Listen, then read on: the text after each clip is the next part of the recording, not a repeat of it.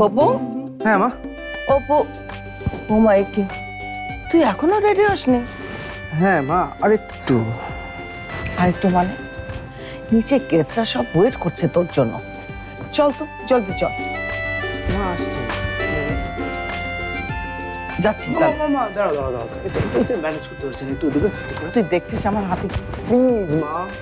ওফো, এত এত কাজ পড়ে আছে। দেখি দেখি।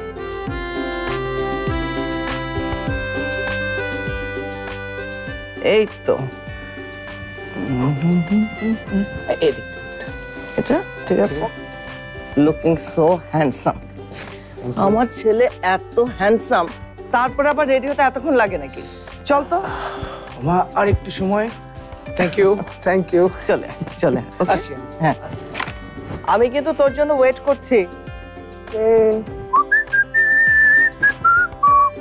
নন্দিনী আপু, তোমার মেহেদি দেওয়ার কাজটা সেরে নেই?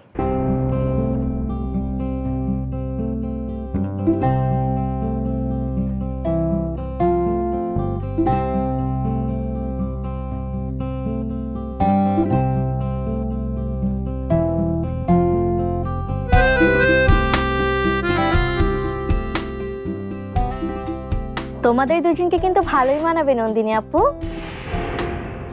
কিন্তু আমি ভাবছি অন্য কথা। কি কথা? নন্দিনী আপুর সাথে থাকতে থাকতে অপূর্ব স্যার যদি মাহিন স্যারের মতো সিরিয়াস হয়ে যায়, তাহলে তো আমাদের 12টা বাজবে। অফিস হয়ে যাবে রোবটের কারখানা, আর আমরা হয়ে যাব রোবট। শান্তা, সে কি, তোমাদের এখনো মেহেদি লাগানো শেষ হয়নি? আচ্ছা, কখন মেহেদি দেওয়া শেষ হবে? তারপর মেহেদি শুকাবে কখন?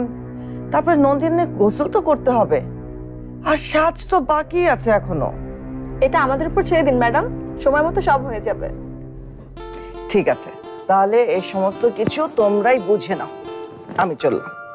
ও, একটা কথা, আমার বৌমাকে কিন্তু সবচেয়ে সুন্দর দেখাতে হবে। ওকে দেখে সবার চোখ যেন কপালে উঠে যায়। ঠিক আছে?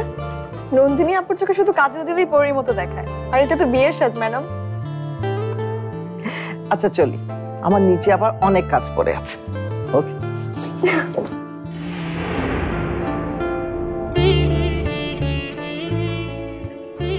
শেষবারের মতো নিজেকে একবার দেখে নাও আপু, পরে কিন্তু নিজেকে আর চিনতেই পারবে না।